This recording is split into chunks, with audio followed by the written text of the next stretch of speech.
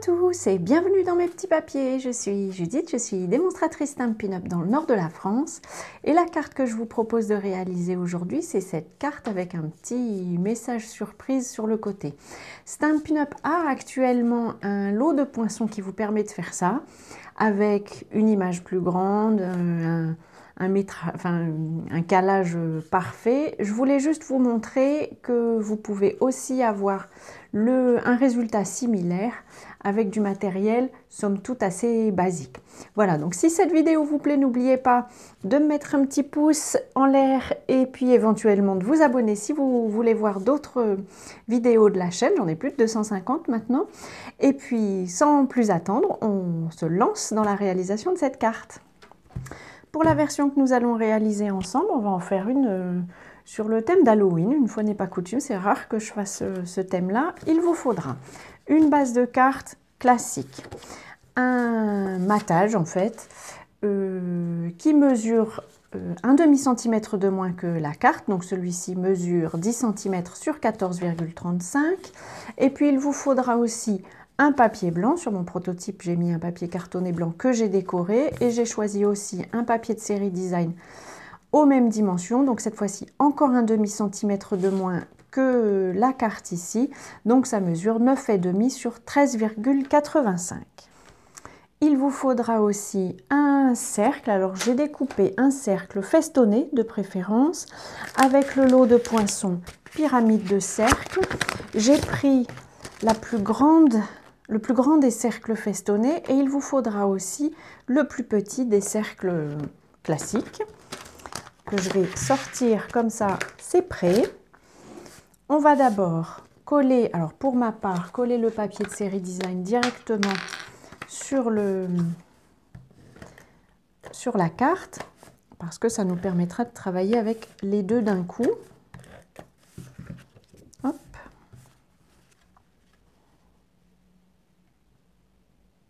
Voilà. Sur la carte qui va être, sur votre carte qui va être sur le devant, donc moi c'est ma carte décorée avec le papier de série design, on va faire des marques pour pouvoir perforer notre ouverture au bon endroit.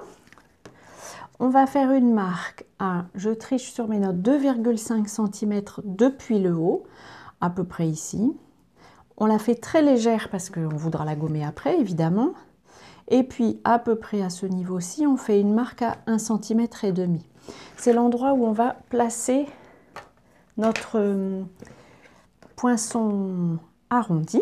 Donc, on va déjà faire ça. J'attrape ma machine de découpe. Alors, cette taille de feuille rentre tout juste dans la petite machine de découpe. Donc, j'en profite parce que pour la vidéo, ce sera plus facile pour vous.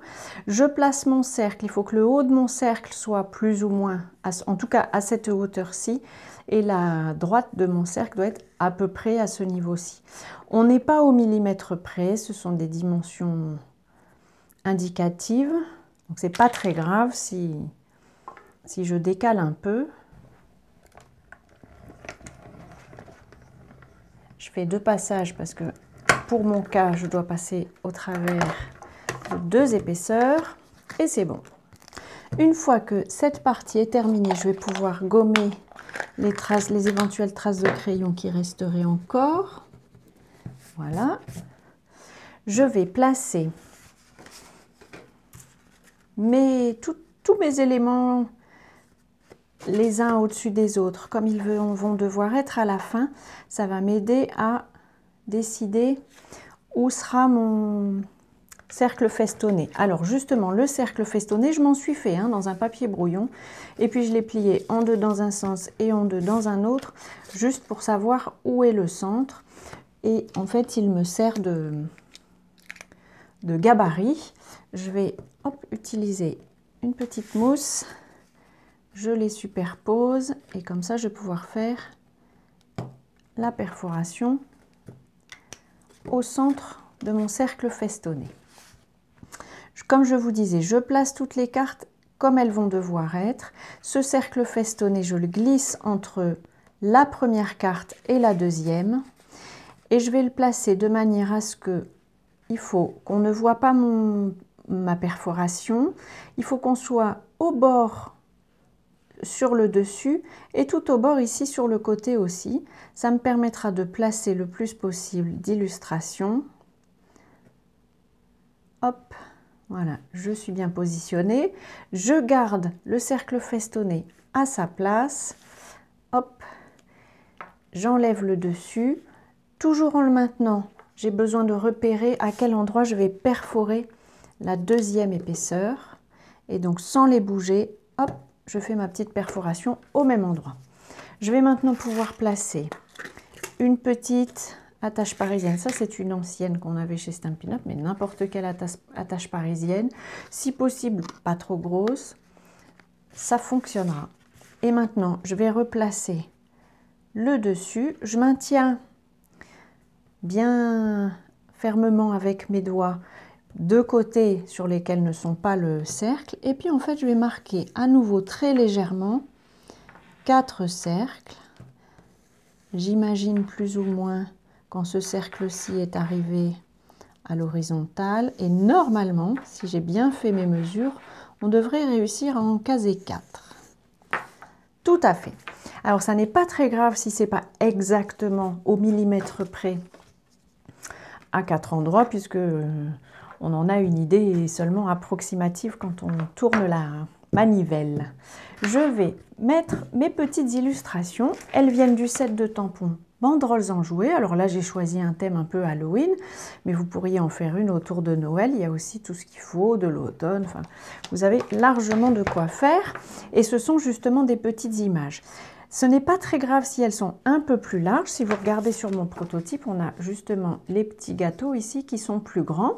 Mais ça n'est pas grave puisqu'on fait tourner. Donc on voit tout l'élément. Par contre, il ne faut pas que ce soit trop haut et surtout, il ne faut pas que ça déborde ici sur les petites dents parce que sinon, on en verrait un morceau déborder sur le côté et ça marcherait un peu moins bien.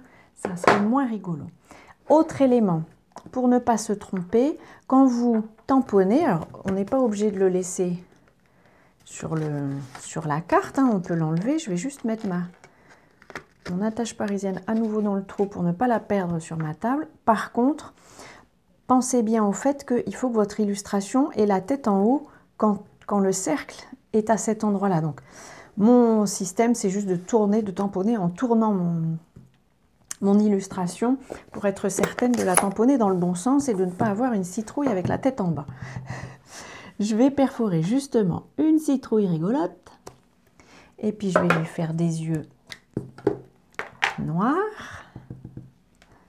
même si normalement il devrait être éclairé. Ensuite, je tourne d'un quart de tour pour que ce cercle-ci soit au-dessus. Je vais mettre, pourquoi pas, une petite toile d'araignée. Hop, en gris. Je vais mettre aussi, je tourne à nouveau d'un quart de tour. J'ai choisi aussi de tamponner une petite chauve-souris. À nouveau, ma chauve-souris, elle va sortir du cercle. Mais comme c'est dans la largeur, ça n'est pas grave. Et puis, j'ai choisi un souhait qui dit « bouh » et je vais le tamponner en... Voilà, il est là. Mon Dieu, je ne voyais plus mon tampon qui était juste devant moi. Et là, je vais tamponner le plus droit possible. « Bouh », mais à nouveau, ça finira bien par être droit puisque... on tourne tout ça. Je referme toutes mes petites affaires. J'attends quelques minutes que l'encre soit bien sèche. Et puis, je gomme les traces de cercle autour de mon cercle festonné. Je vous retrouve avec ma carte. Le plus gros est terminé. On va pouvoir remonter notre cercle festonné sur la carte. Ici, tarte au potiron, c'est le nom de la couleur, ça tombe bien. Je vais monter ça sur ma base de carte. Je cherchais mon adhésif, il s'était caché. Enfin non, il ne s'était pas caché, il était juste devant mon nez. Ce qui explique que je ne le voyais pas, car je ne vois jamais ce qui est juste devant mon nez. Alors, j'essaye de le mettre le plus droit possible. Mon prototype est un peu de travers. Et cette carte-ci, j'ai envie d'y tamponner à nouveau un souhait. Je ne sais plus si je vous ai dit, mais le papier de série Design, il vient de la collection Encre Animée. J'aime bien cette collection, elle est jolie comme tout. Hop, je vais la poser avec des mousses 3D. Alors je vais être assez généreuse parce que j'ai pas envie que la carte s'écrase. Et par contre, il faut faire attention, évidemment, de ne pas mettre de mousse 3D du côté où il va y avoir la roue. Donc j'ai bien repéré que c'était de ce côté-ci qu'il fallait que je mette une mousse, et puis je vais en mettre une ici. Là, a priori, je dois avoir la bonne quantité, et j'espère que je ne me suis pas trompée et qu'elles sont au bon endroit. On va voir ça ensemble tout de suite. Voilà, et là, je fais attention d'être bien droite.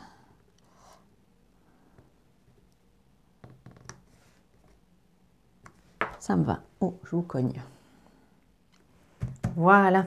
Et on vérifie que le mécanisme fonctionne. Mais oui, ça fonctionne, je suis contente. Alors, je le mets sur des mousses, le devant, justement pour que ça laisse un petit peu d'espace, que les papiers ne soient pas trop proches les uns des autres.